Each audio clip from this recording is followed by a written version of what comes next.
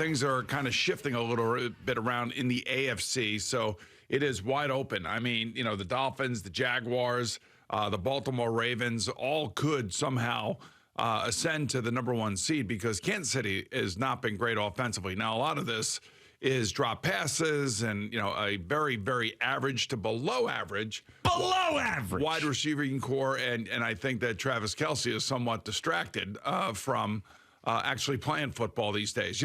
Could you imagine on a bye week if like a group of New York Giants went down and took a boat trip, or if Tony Romo went to like Cabo? Oh, that all happened. Meanwhile, we have Travis Kelce traveling halfway around the globe to go see Taylor Swift in concert during his bye week. And what happens?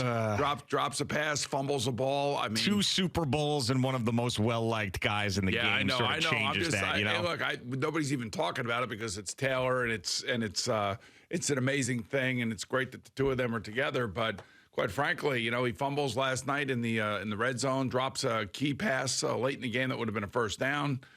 There's all sorts of stuff going on out there. But, hey, the AFC is to be had. The NFC, on the other hand, not so much. Although the Eagles do have a tough finishing schedule, so they may get picked off once or twice here towards the end. What will be interesting will be that last game, I believe, against the New York Giants. I don't necessarily know that the Philadelphia Eagles will need that game, but I also know that they will probably get a bye if they can hang on to that number 1 seed. So maybe, just maybe, Nick Sirianni would want to play his guys against the New York Giants in a game that would be meaningless because you don't want to sit the guys for, 3 weeks. Exactly, especially when you're the only team with a bye nowadays with the new structure with a 1 seed, the only one getting that week off. And really what it comes down to in the NFC is what team do you believe can go into Philadelphia and beat them? And to me, there's only one in the conference, and that's the San Francisco 49ers. That's it. I agree. And I hate to sit here and just say that that's it for the NFC, but we've watched so much football the last couple of years with these two teams being so good, and as much as I want to believe that a team like the Detroit Lions or the great story of Josh Dobbs and the Minnesota Vikings or Derek Carr redemption story could somehow be this Cinderella team that could go into Philadelphia to Lincoln Financial Field and topple the Philadelphia Eagles, it ain't happening. It's not happening. The 49ers are the team that could do it, and those two teams should be on the proverbial collision course to face each other in another championship game. It feels that way without question. But, like I said, we still have, quite a few games left to go, 6, in fact, for Kansas City has actually 7 games to go. Baltimore only has 6 games to go. But, Baltimore sits there and, the other team, too, is amazing to me is Pittsburgh and the teams that they have to play. But their offense, I went back and watched some of this stuff. It's terrible. I mean, Kenny Pickett cannot play the position. I have to say, like, he has the same problem that Zach Wilson has. He just can't process the game. I mean, you go back and you watch, and they run a lot of crossing routes. Yeah. And, a lot of teams run crossing routes. They're trying to get picks, and they're trying to confuse people and things of that nature. That's why you would do that. And there are, like, 3 times in this game against Cleveland where there's a guy running wide open, and he just doesn't see it or doesn't want to throw it. And it's hard to understand. And I've been in that situation. Sometimes you could see things on tape that you didn't see on the field, or somebody may be in his way and he can't see a guy that's wide open.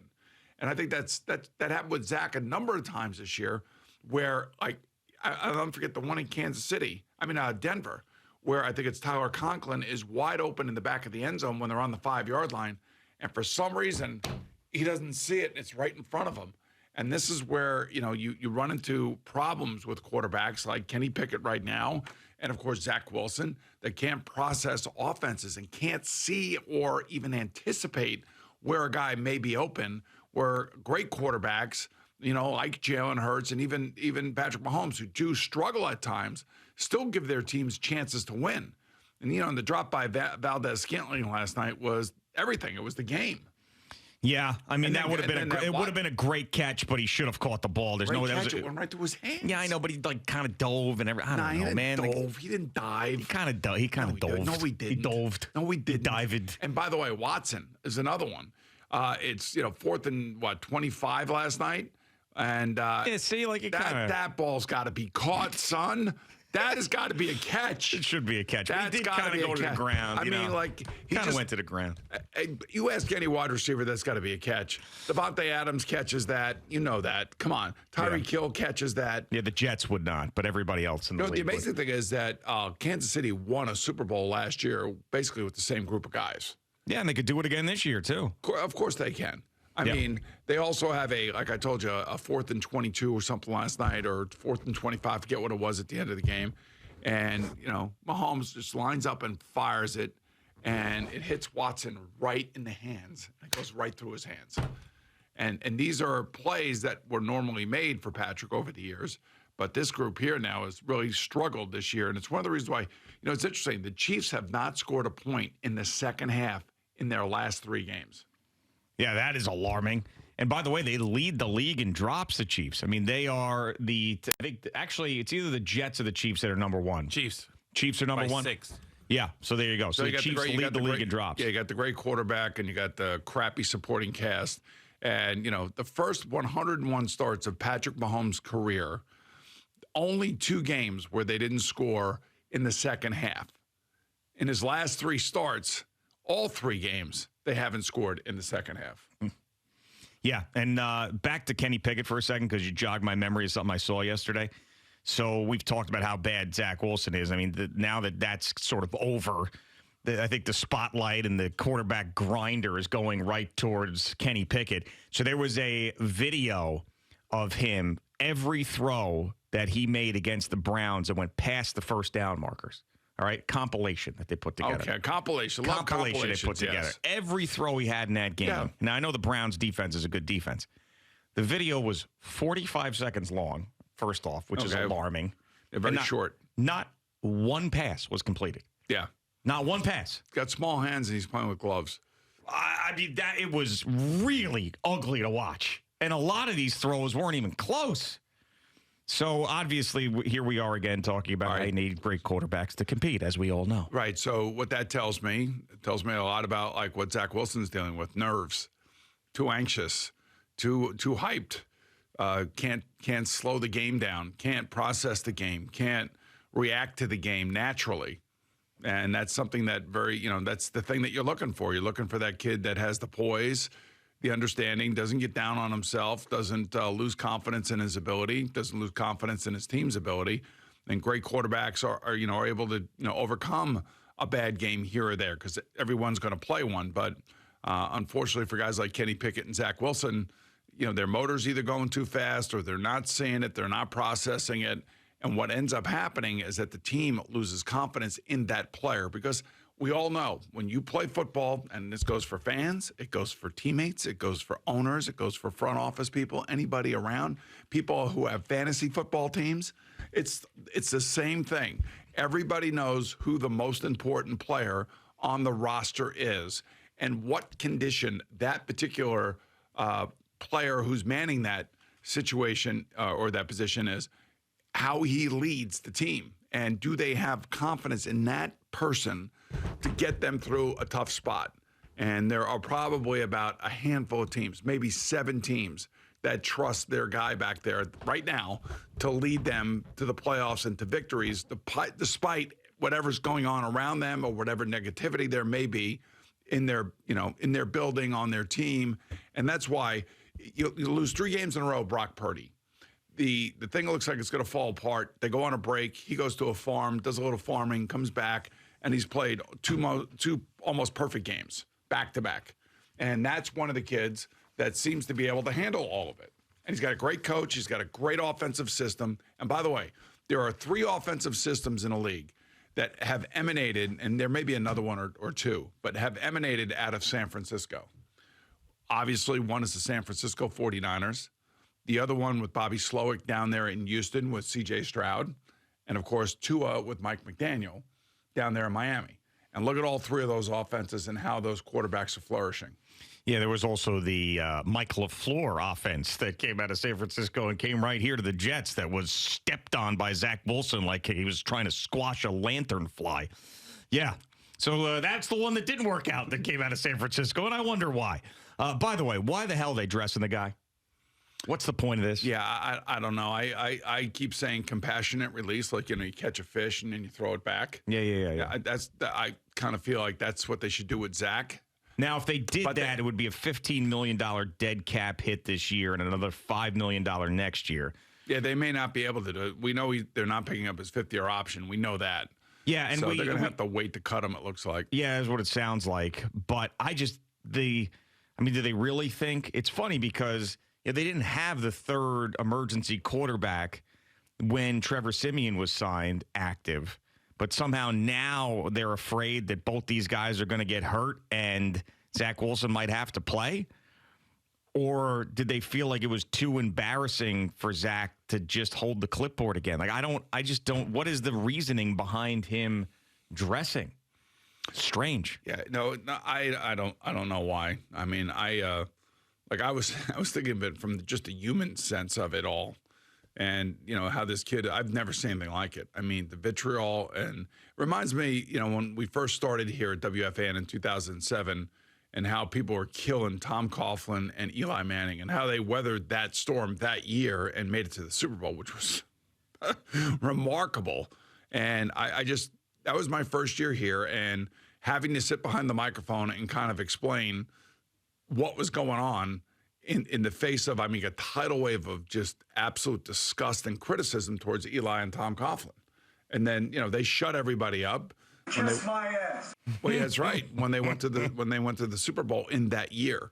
But since that time, I know quarterbacks here have been blasted, but Zach Wilson's gone through this 2 years in a row now. And this is just unbelievable. Just the vitriol, and it comes from us here at the radio station. It comes from social media. There are people that want to defend him because of the offensive line situations, the drop passes. But it still all emanates from him and his personality. And that's the unfortunate thing for the young man. And certainly as a human being, you do feel for him because he didn't sign, that big contract extension like Daniel Jones did. He's still on his rookie deal, and he has not figured it out. And he's had to deal with, two different offensive coordinators and a whole mosh pit around him that really does not support him. Let's face it. Yeah, and listen, he's going to make, no matter what, $35 million, which was guaranteed from that rookie contract. So he's got that for the rest of his life, even if he doesn't play another down in the NFL again, which I do think someone will try to put the jumper cables on him and give him a shot somewhere in a training camp or whatever.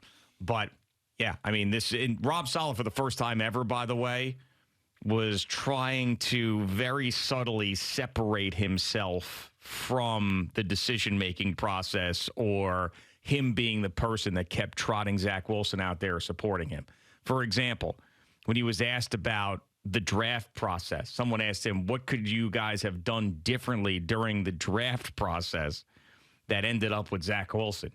And Rob Saleh goes, I actually, I had my thoughts on all of that, but I'm not going to share them with you right now. What does that say? What does that say? He was about to say something, and I'm sure Jerry has it, where he was like, I actually, it was almost like he was going to say, I actually really didn't want to draft the guy, but he stopped himself and was like, I have my thoughts on that. I'm not going to share them with you. He's tried to stay supportive every which way. To me, he's been a stand-up coach in terms of trying to support his player. And sometimes it sounds so ridiculous that it's not genuine, and we all know that. We all know how he feels. But who knows if, it's Joe Douglas telling him, look, we got to play this kid. I think this kid could really turn it on one of these days. And unfortunately, it's not worked. But, sooner or later, a coach he's the guy that's out in front of the media every single day. Mm-hmm. And, they have to stand up for what they think is right, too, Yeah. And it's okay to do that.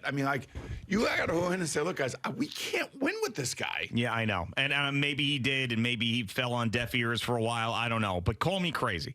But we know that Joe Beningo and Rob Saleh have had this texting relationship that happens after every game.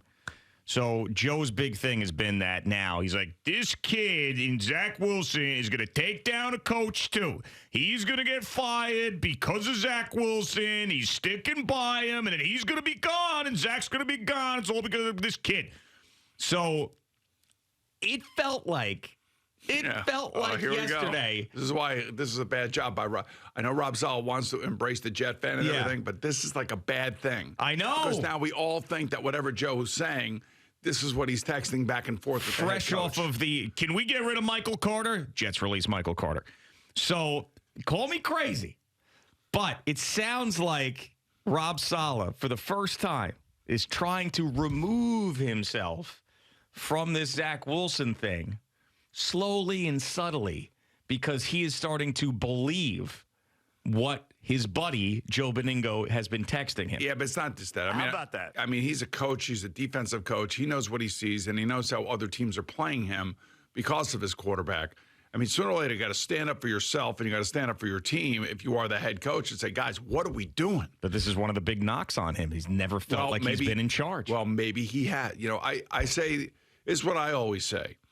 The GM picks the squad, usually in consultation with the coaches.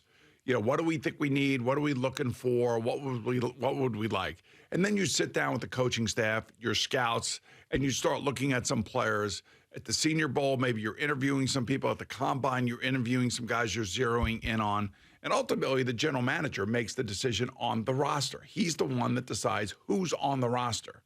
Then the coach has got to be accepting, and hopefully everybody's on board about who they're drafting, where they're drafting, the position they're drafting, and all of these different things that go into the decision-making when it comes down to who they're going to pick and who they're going to sign.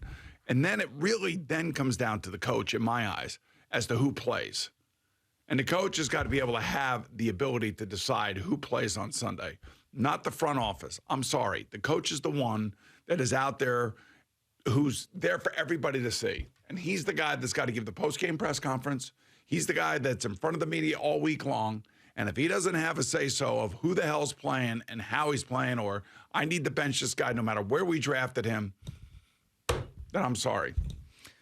Thanks so much for watching the video. Please like and subscribe. And don't forget to hit the bell so you're notified when we're dropping new content.